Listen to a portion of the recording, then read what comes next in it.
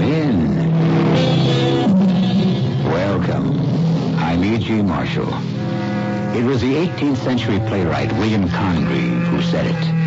See how love and murder will out. And although a quarter of a century intervened before they did, that's what this story is all about. Appropriately enough, it starts with the more violent of the two. Hold it, you! Freeze! If that's the way you want it, buster. Hey, what's going on? Okay, mister, you started it. Just no more sudden move. And kill that heater. It's all right. Don't let the plain clothes fool you. I'm police. Detective Joe Lombardi, 45th. What is it, Barney? A hold-up? No, nothing like that. He's just a screwy neighborhood kid trying to pull a fast one for kicks. Hey, Joe! What you want to do that for? You killed him.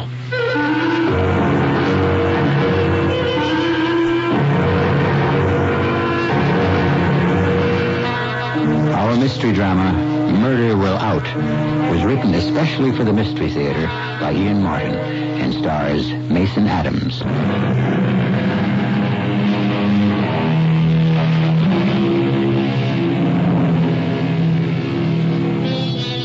In the city of New York, the police pride themselves on not being a police force, but a police service. Talk to any bedrock cop.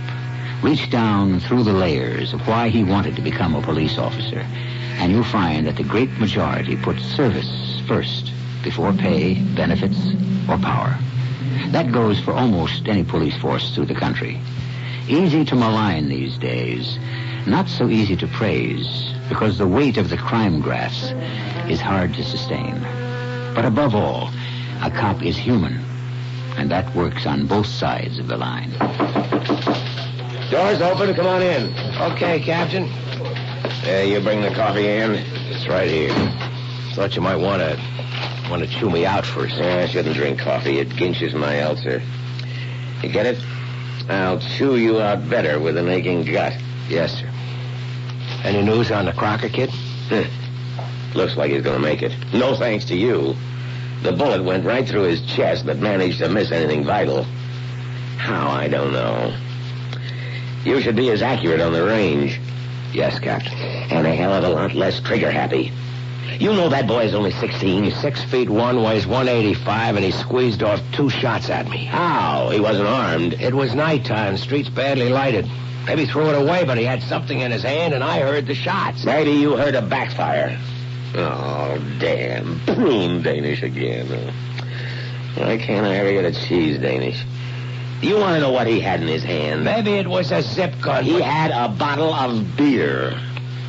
All right, so he heisted it. But his old man was hungover, and he sent him over to Barney's pub, and the kid left it a bottle of suds. So it's against the law. With what we have to handle in this precinct, it's worth making a federal case over. It's kind of looking that way for me, isn't it?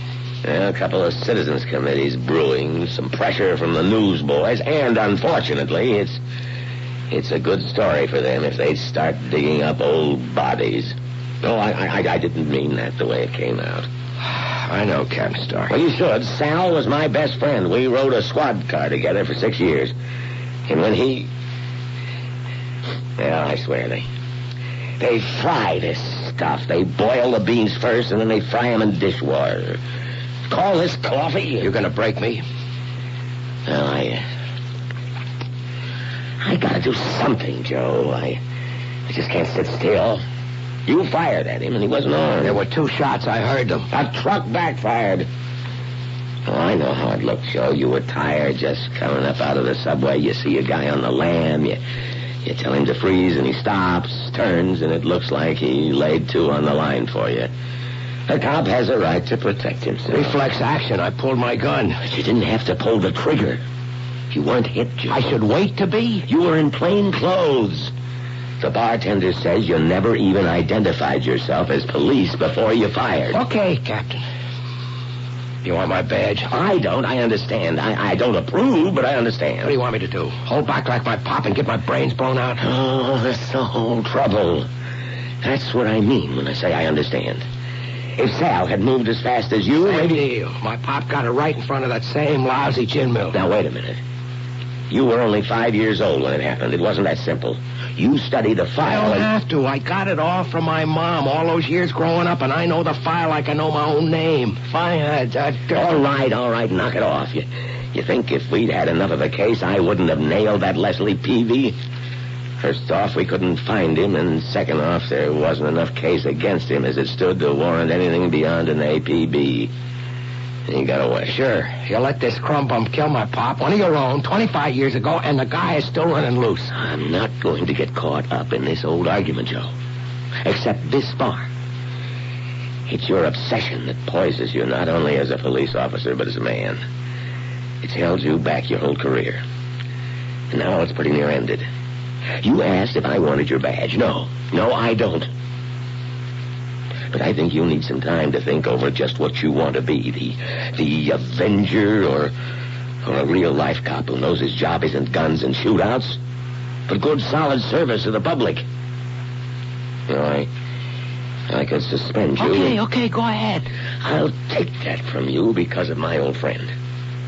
Now, instead of suspending you, I'm suggesting that you got a lot of vacation time coming, like at least a month. You can start it today. That's the same thing as suspension. Not quite. And I want one thing in return. What? I want you to forget you're a cop for the next 4 weeks and try to get to know yourself, Joe. Wake up. Wake up, wipe the slate, lock your gun in a drawer. Learn to be a real human being. Okay, that's it. You're off duty as of right now. I left the office choked with bile right up to the back of my tongue. I shouldn't have been mad at the old man, but I was. He said he understood, but he didn't. It's my private war. I got as many citations as I have call-downs, censures. So maybe I'll never make it beyond detective third grade. Who cares? If I can't get the guy who rubbed out my father, I'll get enough to make up for it. And thinking all this, I'm back at the stop order book, running through its well-thumbed pages, back to that screwball name listed as having a warrant out on him even after 25 years. Leslie Peavy. And suddenly, I know what I'm going to do with that vacation I don't want. Morning, Green. Hi, Joe. We have XB31407, huh? Again? You know, Officer Green, you ought to take a tip from your predecessor, old Bunky. He just learned not even to ask when I came in, but went straight to the files and got it. Okay, but don't get so uptight, Detective Third Grade Lombardi. I'll get your file for you. What you need it for beats me. You've seen it often enough, you ought to know it by heart. Here you are, XB3-1407. Thanks. For the file, not the smart talk. What are you breaking out on spots for? Oh, did that kid you wing buy it? Nope. He's gonna make it. Oh, thank the Lord. Maybe. Maybe he wasn't up to anything this time, but he will be. I know the type. I can smell him. I can feel him. And someday, maybe some other cop will just give him enough of a break to get his ticket canceled. Because that time it won't be a beer bottle in his hand. It'll be real heat. Saturday special hideout gun, anything that shoots bullets and kills. What's the matter, Joe? Did they set you down for what happened? No. Well, then how come you're so bitter? I mean, well, it's none of my business, but you're a good-looking young guy, and I know you got a sense of humor.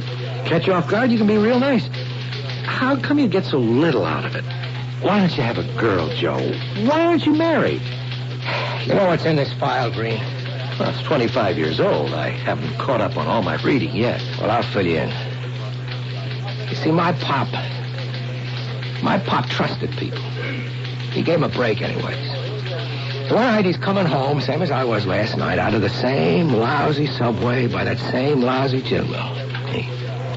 And he stops in for a beer. And there's nobody else there except Barney Saunders, the same bartender that came out last night. And this Leslie Peavy, see? Peavy has a gun, see? And he's holding up the joint. So my pop, see, he was a uniformed cop, but he was off duty in civvies. He pulls his own gun and he tells the Peavy crumb bum to drop his. The guy turns around, and before my pop gets a chance to do anything more, Peavy kicks a stool into his gut And he takes out of there on a lamb. And Pop follows and sees him heading for the corner, and he yells at these policemen to stop. He fires one warning shot in the air, and this heist artist turns and squeezes one off that takes my Pop right in the... It's okay, Joe. I understand. Look, why don't you let it go, Joe? You're going to carry a monkey like that on your back all your life? Anyway, how are you going to find him after he's buried himself successfully all these years? I just need a few things out of the file here first. And then I'm betting that I can find him and I can get him identified. How? I have a hunch by now he's safe enough to have surfaced somewhere. And with a name like Leslie Peavy, he shouldn't be that hard to get a fix on. I had copies made of the old faded snapshot of Peavy in the file and of his birth certificate. Also, the name and address of the one other witness besides the bartender. Then I drove out to the airport terminal at Kennedy to follow up my idea on how to get a lead on him. There were 4 Peavys in the New York, the Queens, the Bronx, and the Brooklyn books, none in Staten Island. I eliminated those fast.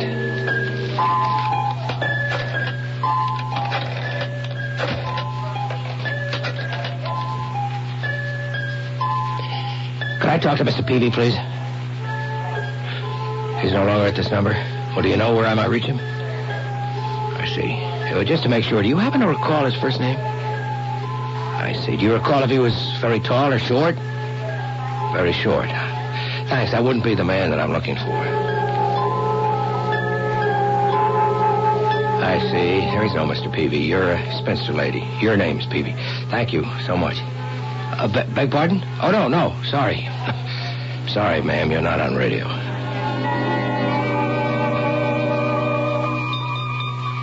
Sorry to hear that. Recently? Are you just leaving to inter the body now? I see. And I did get the name right. That was Leslie Peavy. John Bramble Peavy. No, I'm happy to say he's not the man that I'm looking for. Well, I hadn't thought it would be that easy. I took out my notebook and pencil and started through the directories. 138 of them. I took my list. I went home to start running up a phone bill.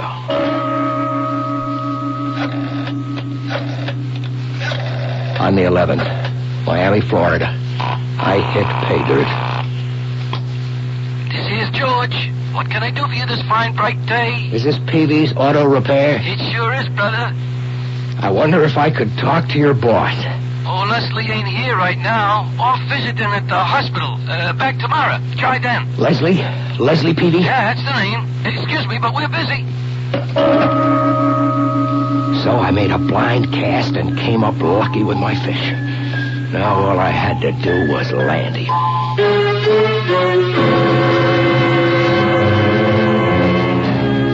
A quarter of a century, and suddenly, with the effort and small expense of a few phone calls, a man buried in anonymity is turned up.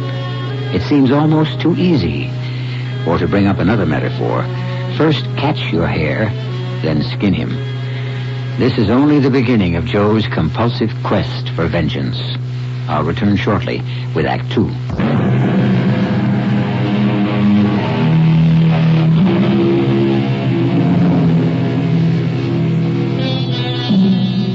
There's more than vindication involved in Joe Lombardi's search for the man who killed his father. That happened 25 years ago, and time is supposed to heal all wounds. But not the one that flaws Detective Joe Lombardi, unless he can rid himself of the specter who rides his shoulders, legs locked about his chest, like the legendary old man of the sea. I don't know how they handled the investigation at the time. I was 5 years old and collecting baseball cards. All I knew this time, I was going to prepare a foolproof case before I made my move. I was the fool thinking it was that easy. First place I went, naturally, was to the pub to talk to Barney. You know who I am, Barney? Sure. Barney, you knew this Leslie Peavy that shot my old man. Knew him? Not all that much. Maybe I seen him a time or two in a bar before the night he tried to rob me, but don't get me wrong. He was no habitué. But you could recognize him, like in this picture. Yeah, Detective Lombardi, come on. Yeah, maybe 25 years ago he looked something like that. I couldn't make it positive. Well, you made him then, all right? Well, sure. It was fresh in my mind. I did what I had to do as a citizen then. I ain't gonna be on tap anymore. You know something? Tomorrow's my 65th birthday and my last day here. I'm retiring. I'm going to take my Social Security and go sit on my rump in St. Pete, Florida. And the one thing I'm going to be able to identify for sure are the Mets every spring. And even then, I'm going to need a scorecard. I don't recognize nothing so good anymore. Look, all I'm asking is for you to hang around a few days, maybe, till I bring him back and to get an ident on him from you. Oh, sure. And if you do, then you book him. He goes to trial. I either hang around months or you drag me back from Florida. Nah, forget it. Tomorrow night I do my last trick by 12 midnight, and it's stop the world. I'm getting off. Why can't you let the past be? Don't you think I want to? But first, I've got to nail a guy that cut my pop down. Why don't you let sleeping dogs lie? Because they're not asleep. Well, then count me out. I don't get you, Barney. My mom always told me you were a real friend of my father's. Well, I knew him. He was a good cop, but I didn't owe him nothing. I mean, he was a customer and I was the bartender, like that. How come you suddenly have a stake to retire, Barney? I thought the bookies had you nailed to the wall. Well, you know how it is. You lose a little, you win a little. Not the word I get. You wouldn't be running a little numbers bank out of here. No, nothing like that. Look, I'm 65. I got my Social Security just like any other citizen. Okay, I won't press you, Barney. Well, thanks for the favor. Well, now you can do me one in return. How's that? St. Petersburg. It's not so far from where I think I found my man. I'll pay your fare by limousine if you want it, for you to come over and tell me whether I'm right or wrong. Oh, no. I already told you I wouldn't know him from the next guy, and I ain't getting involved.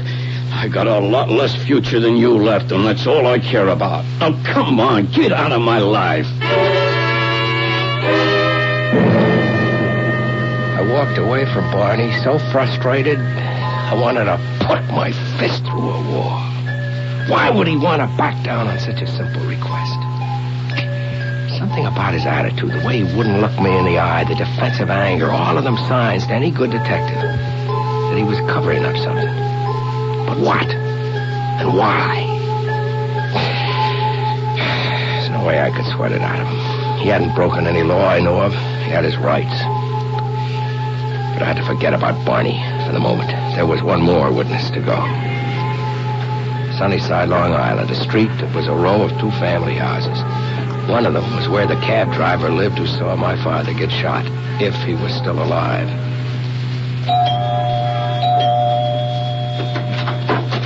Yeah? I'm Detective Lombardi, 45th Detective? Precinct. Oh, now, here are my credentials. Nothing to be scared of, Buster. Oh, I don't see how they could be. We ain't done nothing wrong. Of course not. Just want to ask you a few questions. I called earlier, but there was no one home. You know, I just got back from work. If it's about the Schuyler girl getting mugged and raped, we don't know nothing about it. That. First, is this the home of Mr. Louis Bratman? Yeah, I'm his son. He's a cab driver?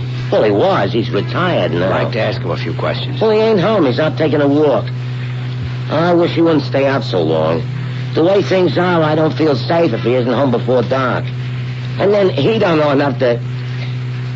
What kind of questions? Well, something that happened a long time ago. He saw a man get shot. Oh, you mean the cop? Oh, sure, Pop's told me about that. I was just a kid when it happened, of course. Yeah, me too. And the cop was my father. Oh, well, ain't that a shame? Yeah, but they never found the guy who done it, did they? No, not... Well, I mean, I think we may have turned him up. I wanted your father to help me identify him. I mean, if he can, after all of these years. Well, I'm afraid he couldn't help you out. Well, he may not have changed so much. Well, maybe not, but, my father has. Yeah, that's him coming now. What? You mean the man with a cane? Yeah, glaucoma, they call it. Happened 5 years ago. First, they thought they could save one eye, but it didn't work out. He's stone blind. So that left it squarely up to me. I knew the captain wouldn't back me up, not without witnesses to make a case. So it looked like I was going to get that vacation after all. Had to go to Florida, to Miami. But first, there was something else I had to dig out of the files. I thought you were supposed to be on vacation. Just about to start. Something I had to check out here first. You taking that monkey along for a companion? Huh? The one on your back. The one that ought to have been buried in that musty old file you can't keep your nose out of. Green, I know you mean well, but butt out, huh? There's only one way I'll ever bury that monkey, and that's... I get your message, Joe. I'll mind my own business. Now, if you'll excuse me, I'll get my own messages. Board file, Officer Green speaking. Yes, sir. Sure. Green's preoccupation with the phone call was just what I needed. Give me the number. I took the file out of his sight, riffled through it quickly, and got out the old bench warrant that Judge Arnold had issued. The judge was long dead and the warrant no longer valid, but I had this notion that I might have to use it. By the time Green was through with his phone call, I had the file back on the counter, and he took it and put it away without checking it. Right, sir. No, that was quick. You all through? Sure. Okay, now, just let me put this away. Sergeant Croft's got a rush order. See you, Joe. Aren't you going to wish me luck? Vacation? What else could you have? Maybe you're right, Green. I sure hope it turns out that way. Joe, what are you doing here? Didn't I tell you I didn't want to see you for a month, that you're on a vacation? I'm heading for Florida in a couple of hours. I just stopped by to pick up a couple of things. Where about you going? Oh, I figured like maybe Miami Beach. Huh. Miami Beach. Yeah, your father and me once had a trip down there to pick up a prisoner. Hey, before we were both married, that was, and... yeah, well, that's better forgotten now. Point was, we made a good friend. I kept up with him. Sam Williams, he's sheriff of Dade County now. You need any help or get in trouble, But you're not gonna get in any trouble. Not if I can help it, Captain Stark. But I just maybe could use a little help. What kind of help? Well, you know where to go, what to see. Oh, sure. Well, you call on Sam, tell him you're kind of like a son to me, and he'll darn near make you a president of the whole state. Incidentally, that Santana kid is off the critical list. He's going to be 100%. Now, I've talked with the deputy inspector and the inspector, too, and you won't be busted. You'll get off with just a censure if you keep your nose clean from now on. You get me? I get you, sir. Well, you go on down there, boy, and let the sun not only get some tan on you, but also shine inside and sort of open you up, huh? Give yourself a chance to start living and stop holding a grudge against the world. He was such a right guy, I hated to hold out on him. But this gut hunch warned me that he'd never go for what I had in mind. Still, that Sheriff Williams might come in handy to keep me from going all the way. I didn't want to settle it outside the law. But to make up for my father, I was ready to. On the plane, speeding south, I closed my eyes and I tried to imagine what Leslie Peavy would look like now. And just how I'd react when I came face to face with the guy who put a bullet through my father's head. Thinking about it, I was conscious, very conscious of the empty shoulder holster and my gun checked out with the pilot. By the time we landed, it wouldn't be empty anymore. I'd have my gun back with no license to use it in the state of Florida, which didn't mean that I wouldn't. I took a bus that turned on Collins Avenue away from the beach, and I ran a good piece before the driver nodded to me to get off.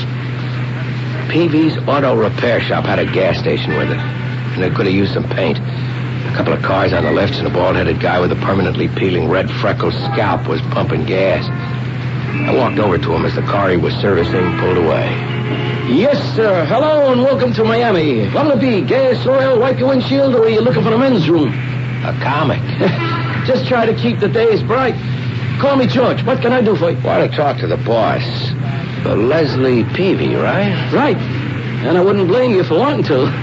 You'll find a boss right there in the office. Just march on in. I got me a grease job I got to finish. The moment was here at last. I could feel a knot in my stomach. the gun under my arm, as hot as if I'd left it out in the sun to bake. I headed on in to meet a name I'd known all my life, as long as I could remember.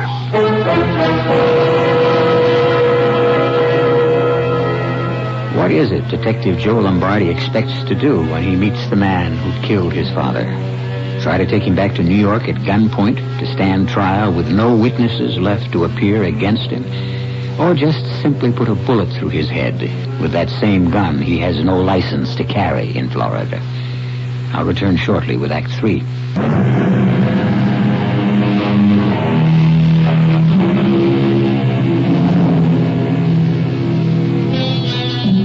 For a moment, Joe Lombardi stops at the glass door looking into the office. There's a small, trim blonde girl sitting working over some books at a desk. The rest of the office is beyond his sight line round a corner. He hesitates because of the girl. There's something about her that somehow dissipates his sense of mission. A sudden aching longing that if this were only a vacation, this is the girl he would want to meet on it. A completely irrational thought, but strong enough to force him to make an effort to thrust it aside and enter. Good afternoon. Can I help you? Yes, I'm looking for a Leslie Peavy. Not anymore, you aren't. What does that mean? It's like a joke. You're not looking for, you're looking at. Well, you mean you're the boss? If you mean do I run this little tourist trap, that's me. But you can't be. Haven't you ever heard of woman's lib? That's not what I mean. I mean, I'm looking for a man named Leslie.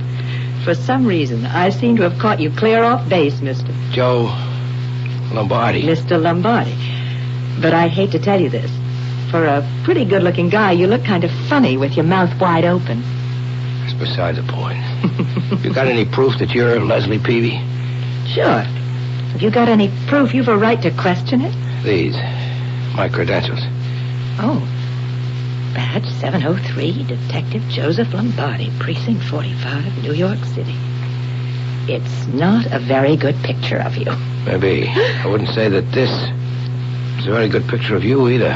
Oh, I quite agree. First of all, it's old enough to be a daguerreotype. And second, it's a man. What? Oh. Well, what are you stopping for?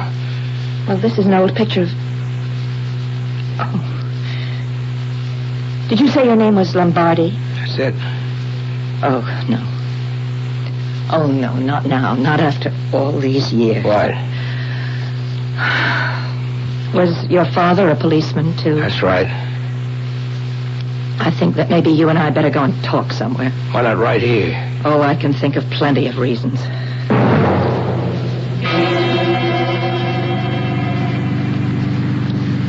You see, I never knew about you and your father till a couple of years ago, Detective. My mother died when I was born, and I've just always grown up thinking that my last name was Chalmers. Chalmers? Well, that was my mother's maiden name, as I found out. How did you find out? Well, things were kind of rough for Dad and me while I was growing up. I never understood why he couldn't get better jobs. He had the ability. But he seemed so afraid of people, and we always lived in such small towns that a man just had to take what he could get. When did you learn your real name? About 6 years ago. My dad had a cousin who owned a gas station or auto repair, whatever you want to call it, and he died, and he left it to my father. And that's when that's when I first learned that my real name was Peavy. I mean, in order to make it legal and everything. My dad couldn't inherit without telling who he really was. You mean he had to produce his birth certificate, things like that? Yes, of course. Well, I brought you here. It's the only quiet place that I know in the area. And still be able to look out to see. I wish I could appreciate it with you. I really mean that. But I can't stop for things like that now. Well, what are you here for, Detective? To try to drag my father back to trial? He killed my father. Why wouldn't I? After all these years, don't you think he's suffered enough? After all these years, don't you think my mom and I have suffered enough? This is one of my most favorite spots in the world. The waves rolling in, the gulls. And right down below, in that cove, I found my first starfish. I don't get what you're saying. I know. I just wish I could have brought you here under different circumstances. So, Mr. Sleuth, nose to the ground, nostrils wide, mouth panting, you have now tracked down the prey. I wish you joy of it. Now what? Now I'm going to do what you want. I'm going to take you to the arch criminal and see just how you're going to arrange for his arrest.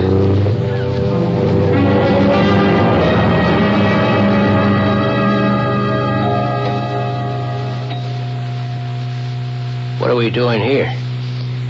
This is what is known as a hospital for chronic cases. We are going to visit my father in the terminal ward. What's the matter with him? He has cancer. Incurable. Don't be surprised that he doesn't speak in the most dulcet tones.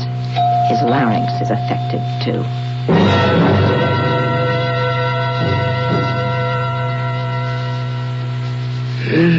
I thought maybe I'd made it. I cheated you long enough so I'd be gone and my daughter wouldn't get hurt. It isn't that easy. You killed my father, didn't you? Yes. Mr. Peavy, nobody wants to kick a man when he's down. But my father... All my life I wanted to make up for him that someone took him out for no reason and wrecked my life and my mother's.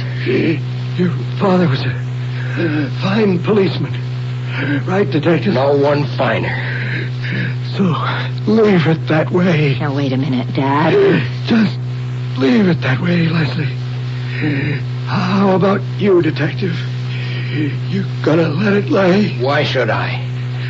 Because nothing you could do could make me pay more than I already have for that stupid act. I might as well have been in jail for 35 years. One good thing was my daughter here. Leslie, the only person you can hurt is her. Give her a break, please. I can't.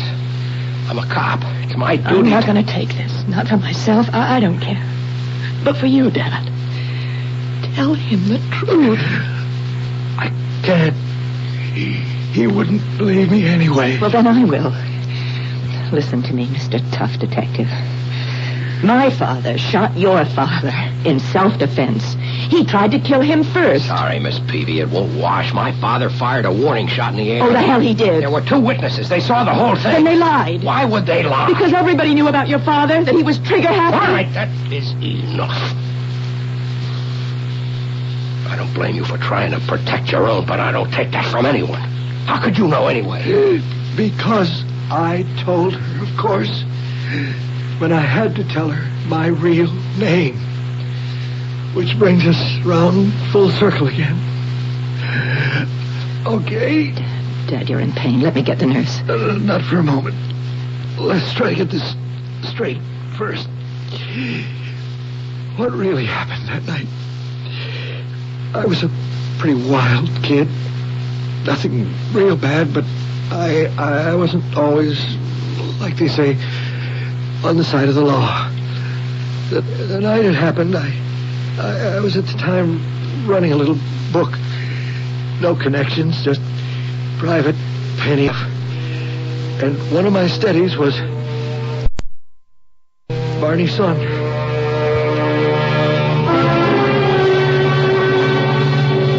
I'll spare you the agony his daughter and I went through listening to that tortured story from a dying man. I can tell it in fewer words with less effort. What Peavy claimed was that Barney Saunders was into him for about $75. Peavy had had a couple of drinks that night. He went in to collect. Now, Barney claimed that he didn't have the dough. He opened the cash register to prove it. And there was a gun, unregistered, in there. And to throw a scare into Barney, Peavy lifted it and threatened if he didn't pay up, he'd have him rubbed out. And that's when my pop came in. Peavy recognized him. Barney pulled the fake hold-up line, and Peavy lost his head and took it on the lam. In his story, when Pop squeezed off the shot, it went right by his ear, and he could hear it hit metal somewhere and ricochet. With sheer reflex action, it turned back, fire in return, knowing, as he claimed, my father's reputation. I wouldn't even have listened to the story except for two things. I swear, I never meant it. I never fired a gun in my life. Didn't even know how to aim it. If you were all that innocent, how come you didn't hang around to defend yourself? You kidding? You know what happens to a cop killer? What can I prove? And when I read in the papers that Barney and the cab driver lied, I knew I was cooked. I took it on the lam. But just the same... What do you want to do? Kill him yourself with your questions? Can't you face the truth when you hear it? It isn't all that easy. So, what do you plan to do? First of all, I've got to make a phone call.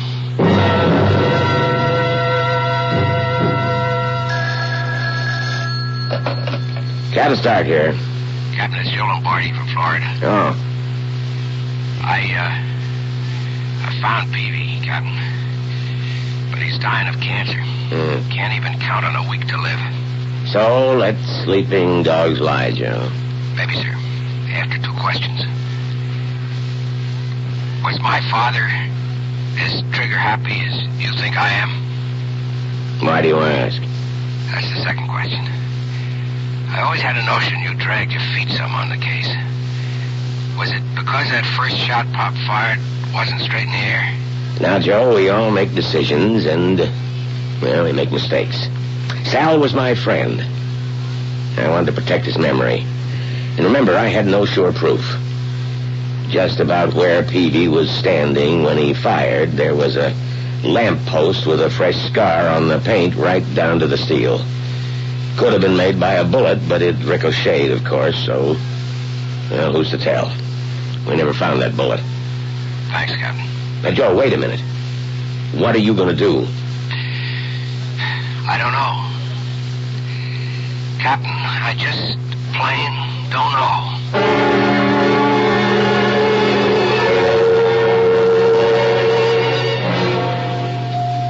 Leslie? Oh, why don't you leave me alone? I got something to tell you. Well, I have something to tell you. He's dead. Now are you satisfied? No. What are you going to do? Hound me? No, I'm gonna drive you home, if you'll let me. Oh, I don't know.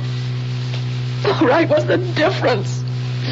I don't think I could see to drive anyway.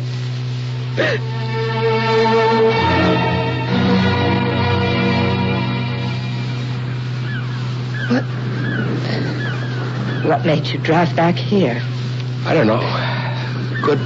Good place for confession, maybe. Confession? I'm just like my father was. I can see that now. Oh, I had a big excuse to get back at the world, but that wasn't really me. Well, who was it? I was a kid trying to live up to a kind of idol that my mother built and who, heaven help her, wanted revenge and made me the way to get it. Maybe I don't blame her too much. She didn't mean it, but to suddenly find out after all these years that my pop was... All right, Joe. I'm sorry. I don't know what... It's all right. Let it go. We both have to get it out of our systems. I had to. When I first found out about my father. I mean, who he really was and what he'd done. If it hadn't been for the cancer, well, that part of it's all over now. I don't know how to apologize. Grown man acting like that. Oh, you were just trying to get rid of the little boy. Like I had to get rid of the little girl. We both had bad luck with fathers. Does that make us two of a kind? I don't know. What are you going to do now, Joe? Well, I still have over 3 weeks of vacation time coming. Maybe if I stay down here, could we see each other? I guess we could. I have no one else. Me neither. Leslie Peavy and Joe Lombardi. The last two people I ever figured could make a deal. Wait a minute. Let's not rush things. Who's rushing anything? We've got 3 whole weeks.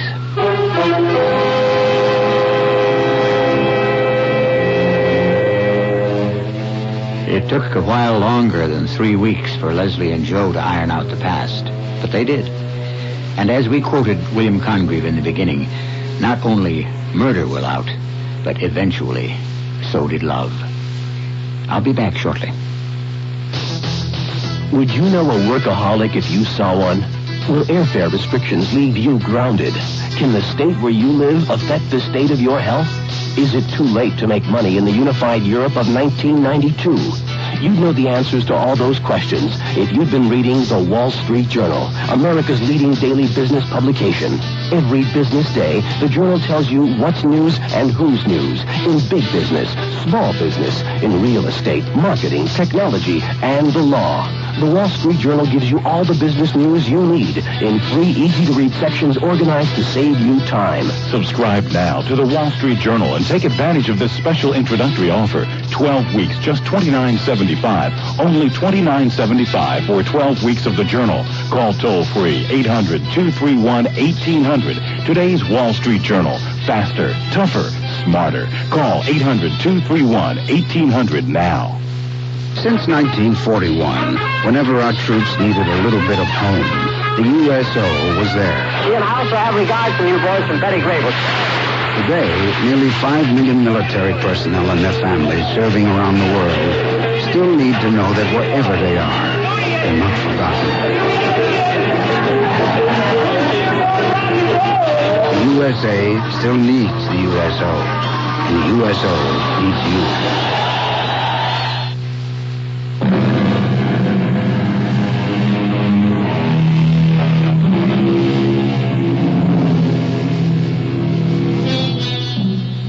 One bone of contention before they were married was whether to run the gas and auto repair shop or have Joe return to the force.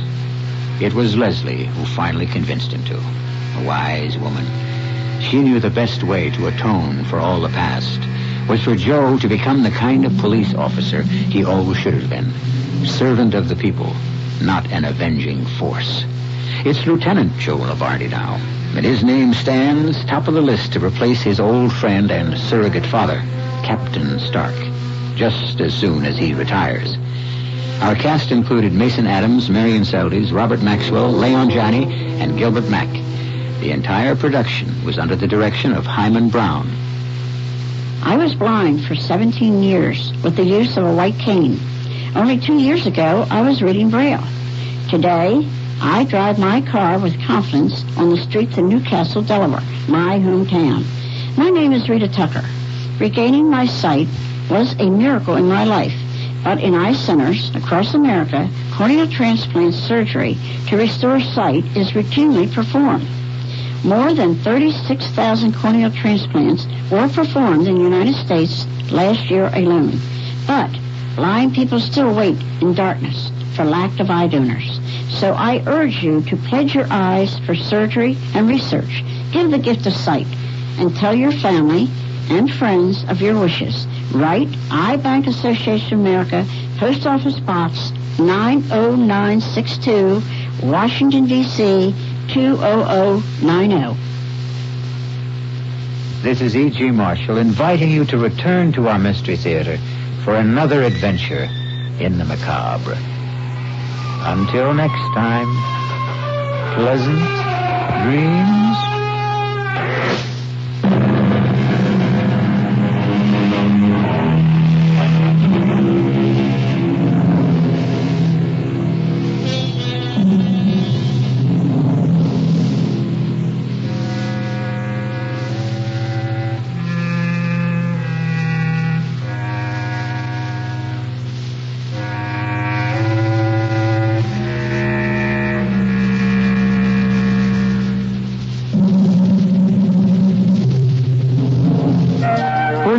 Park Adult and Community Education can help you discover yourself in programs where you can learn to read, get a high school diploma, or GED.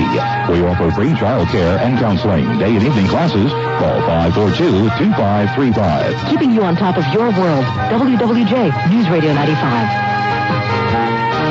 When news breaks, there's only one radio station to listen to. WWJ News Radio 95. The quake hit at 5:04 this afternoon. It measured 7.0 on the Richter scale. With that 10 Whether it happens across the continent or right in your own backyard, power's been knocked out in parts of Metro Detroit, although for many people the blackout is over. For thousands of WWJ News Radio 95 is there when it happens. With Michigan's... You've been listening to the OTR Gold Network.